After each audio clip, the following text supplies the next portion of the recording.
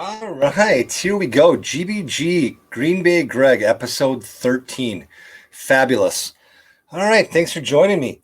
Um, Whether you're joining me on the RTF Sports Network, maybe you're watching me live on Facebook. If you are, thank you. Or maybe you're following me on YouTube, which usually shows up about the day after. Mike can usually get that on the YouTube. So wanted to thank you for joining me. This is going to be a little bit different of an episode. I'm going to jump into some things, but I'm going to skip around a little bit and give different perspectives. I talk all the time about how my show, what I try to do on it is get into sports subjects, but talk about how its effect kind of jumps into mainstream society. In some cases, touch on stuff like that. So let's just dive right into it. First of all, we will get into some sports talkers. There is some sports going on. And the PGA Championship just ended yesterday. And Colin Matsugawa, I still don't know if I pronounced that right, 23-year-old, won the PGA Championship. It's the first major of the year this year. It was exciting. I'll be honest, at one point on the back nine, there were 7 guys tied at 10 under par. It was fun to watch. And I'm going to get into a little fun aspect of that whole idea in my GBG challenge. But what I can say about it now is on the 16th hole, which is seen as an easier hole, the PGA Championship, the people who designed the pin placements wanted guys to go for it. Pull out your driver, little bit longer in a 300, little bit more than 300-yard par 4. And Colin lined up, smashed the crap out of it, drove it, bounced on the green to within 8 feet of the pin. Can you imagine that? Close your eyes and imagine what it would be like to be in the tee box on a par 4 over 300 yards away and drive the ball within 8 feet of the cup. I can't imagine that.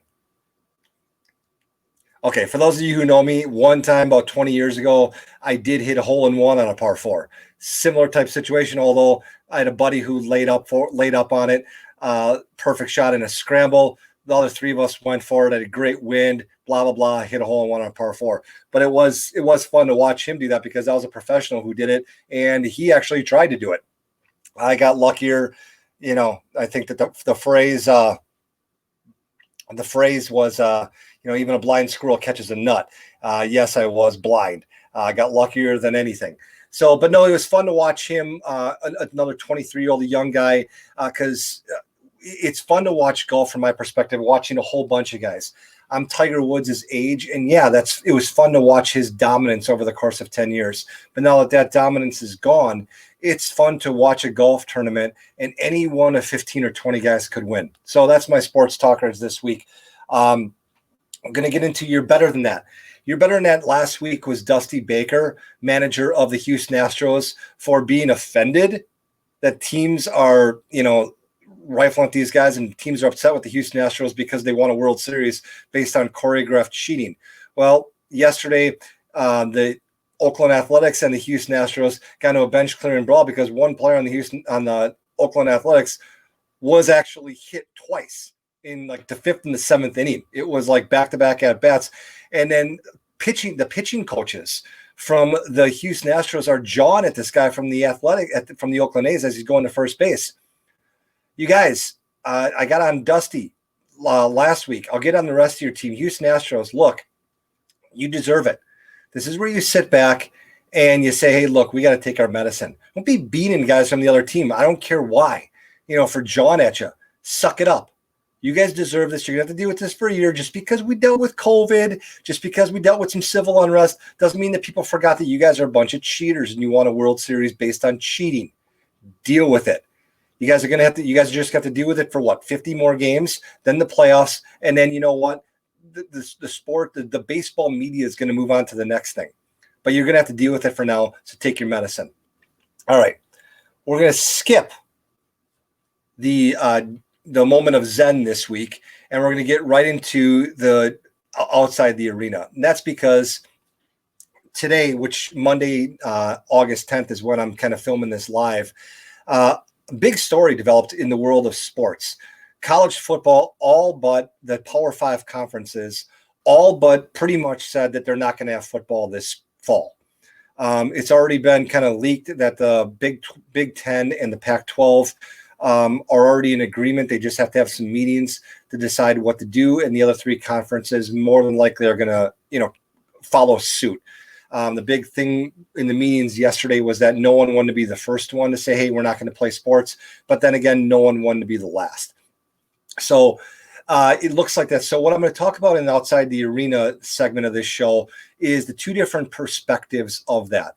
Now, first of all, let's get to the greed. Let's get right to it. The NFL. How does this affect the NFL?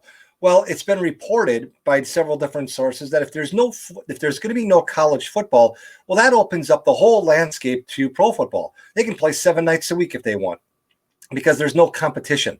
It was always understood that that pro and college football did not want to step on each other's toes because there's enough to go around. Well, now they're saying there's already football on Thursday nights, Sunday all day and night, and Monday. Well, why don't they just take over Fridays and Saturdays too? Well, here's why I don't think they should do that. Here's my suggestion. First of all, the reason why I don't think they should do that is because there is something called the law of diminishing returns. Here's an example of that.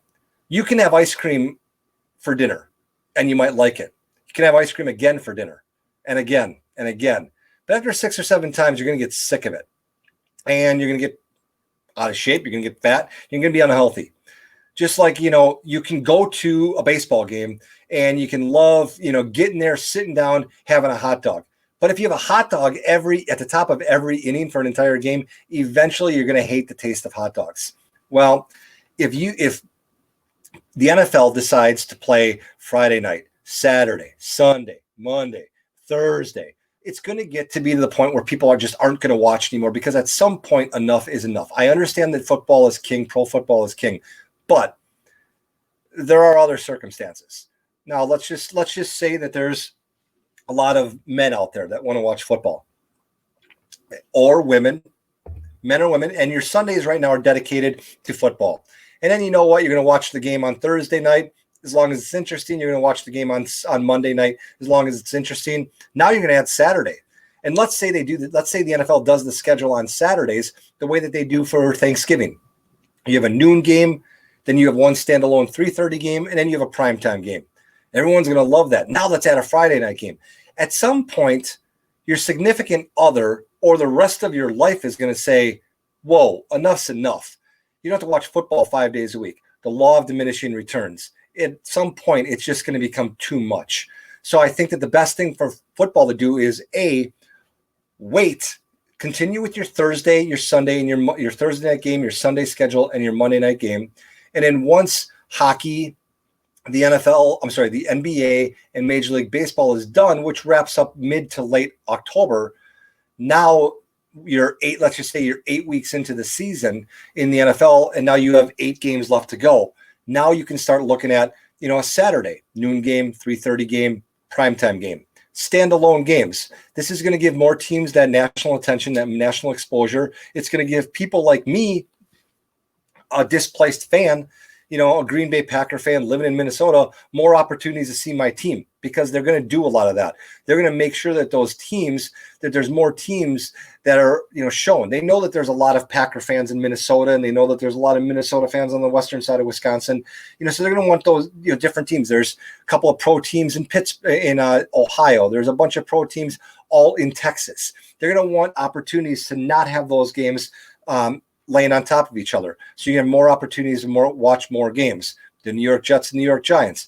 That's just my personal opinion. I think what they're going to do. But I think that it'd be great once you get into week 9 or week 10 of the season, you have that, that Saturday, 3 games on Saturday, 1 game on Thursday, 1 game on Monday, and the rest of the games sprinkled throughout Sunday.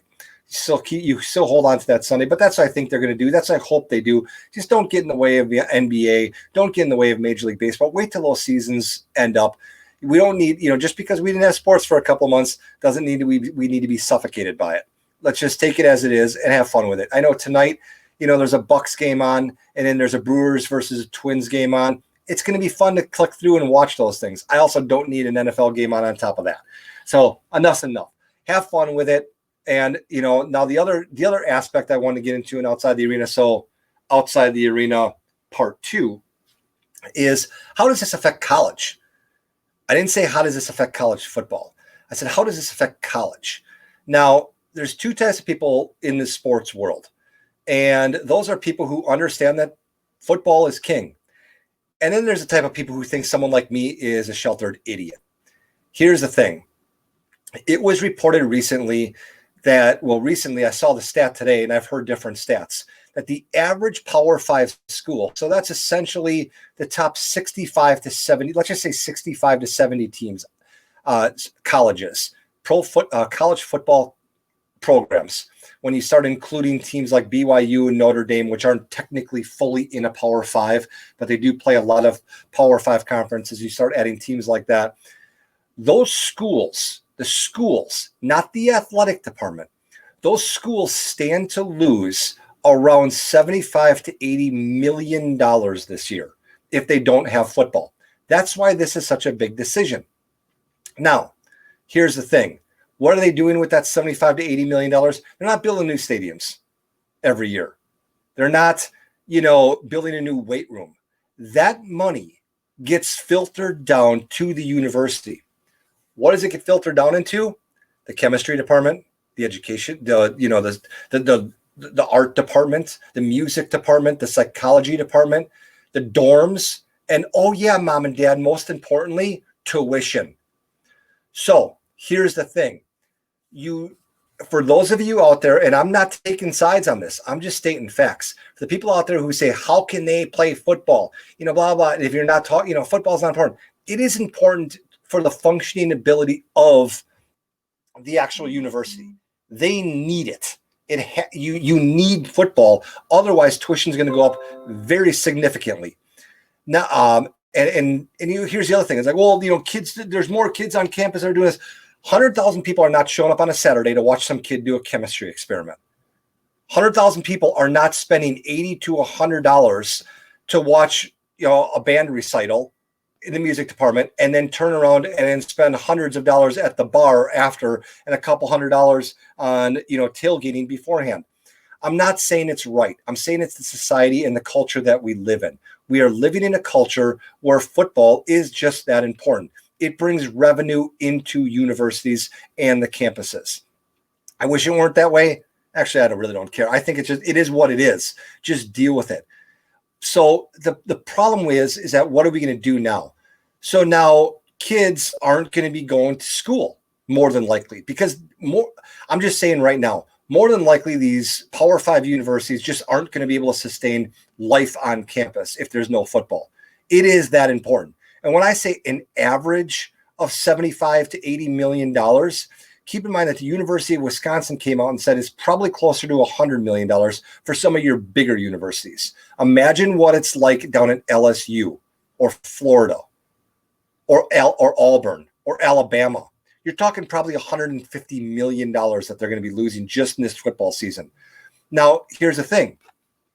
Because of that, you might not be able to have in-person schooling because, tuition is going to be too high if you want to, send people you won't be able to afford staffing, to have 40,000 kids on a campus.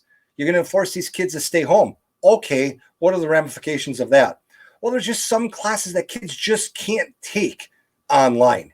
Sorry, but you can't get a music degree, an art degree, or a chemistry degree by 100% distance learning. At some point, you have to get in front of your instructor and show them that you know how to do what you're supposed to do. So now what happens? Now maybe a kid who would have graduated in 4 years now graduates in 4.5 years, 4.5 to 5. It's a lot of money, mom and dad.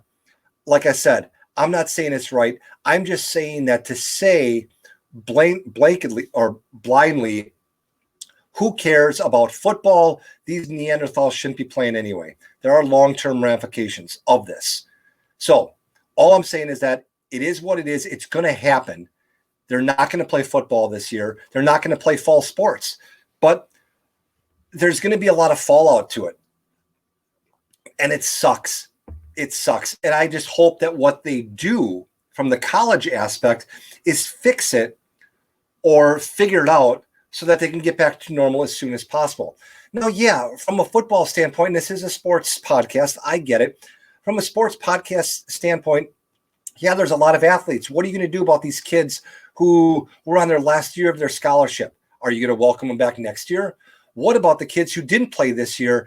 And, for example, last year, the number one draft pick, Joe Burrow, was not picked to be the number one draft pick going into the year.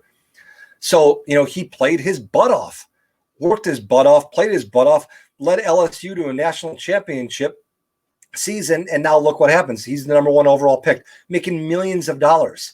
If they wouldn't have played the season, who knows what would have happened? Maybe he would have been a second or a third round pick.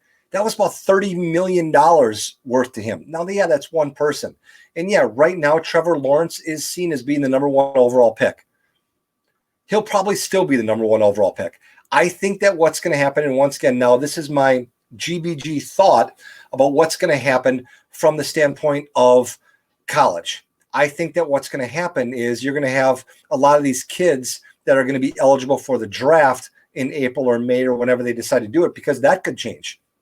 You're going to have a lot more individual workouts. You're going to probably have a combine like they used to do that lasts over a course of a week. That was, okay, now this day is dedicated to the quarterbacks. This day is for the running backs. This day is for the wide receivers. It might be 3 or 4 days or a week for each of these guys. Your individual pro days might be a lot more choreographed, and it might be, scouts from all 32 NFL teams going to watch these guys, watching makeshift practices, whatever the case is.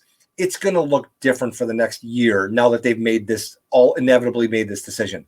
And me, as someone who really enjoys sports stories, I'm going to enjoy it.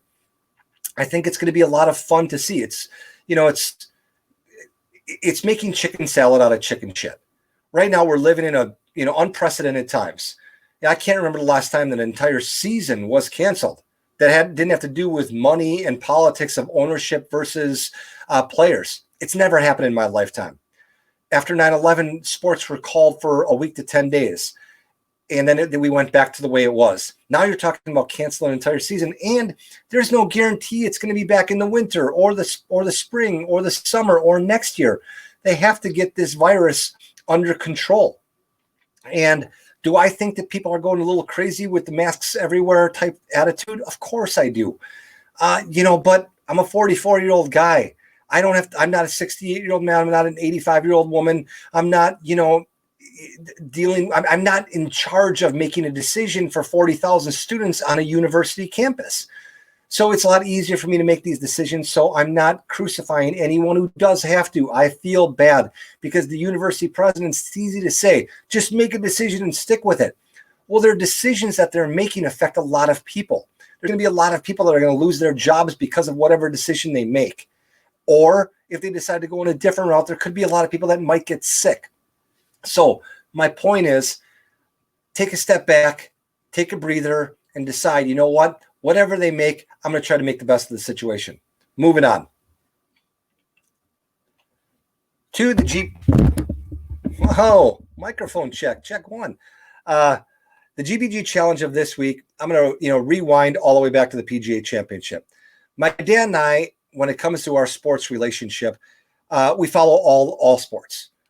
He follows a lot more Major League Baseball than I do. We both, as far as like watching the games, I do a little more NBA than he does. We both love football. But the one thing that we do have a bond with is golf, pro golf. And my GBG challenge for this week is based on that. Find a connection with someone. And my example, yes, will be about sports, but it doesn't have to be about sports when you find your connection with someone. For my personal example with my dad is my dad has his favorite golfer. Right now it's Dustin Johnson. So my dad will text me, he'll call me, maybe he's here for a visit. How's DJ doing, son? And I'll have to look, watch the leaderboard, see what it is. Or, hey, did you see how DJ did? That's his favorite golfer right now. Likes watching him play. My favorite golfer right now for this past weekend, for this championship, I was following Brooks Koepka. A lot because of what I talked about on Twist, Weekend Sports Talk. We had that show on Saturday. And my point that was Brooks Koepka hurt his hip. So I wanted to watch the rest of the weekend to see how he was going to do for the remainder of the week. Usually my favorite golfer going into any tournament is Phil Mickelson. I'm a tall lefty. He's a tall lefty. I like learning from him. Plus, he's also a very intelligent golfer when it comes to explaining the sport. He's been my favorite golfer for. But on a week-to-week basis, usually it's whatever golfer kind of has the best story. This past week it was Brooks Koepka. I love watching Bryson DeChambeau because I love watching him drive the ball, love watching him hit the ball. It's a lot of fun. My dad, like I said, is on Dustin Johnson. At one point, he really liked watching Jordan Spieth, Rory McIlroy. When those guys were going head-to-head week after week, he enjoyed watching those two guys compete and other guys. But we have that connection. I know that about him. He knows that about me.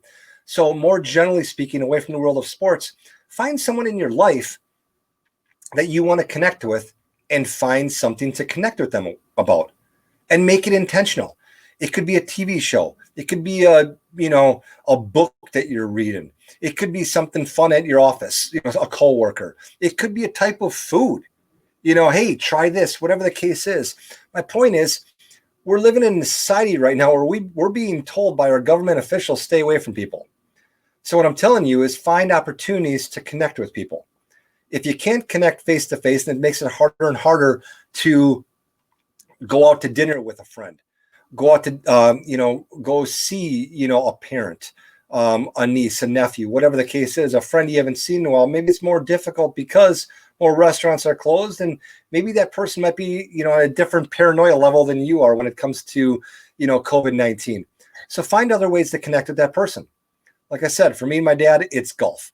It's just that fun thing that, that we're doing. Maybe, like I said, you have a favorite TV show, so if that show's on Tuesday nights, how to connect with that person on Wednesday. Hey, did you see whatever the show is? Maybe it's something to do, like I said, with a book. Maybe it's something to do with a very general topic, politics. We have an election here in Minnesota, primary tomorrow. The election's coming up. Maybe it's something fun you want to talk about or learn about with someone. I know with my older brother, we don't exactly agree, 100% on political issues, but we respect each other. So every now and again, we'll start talking about things because we do have common ground when it comes to other things.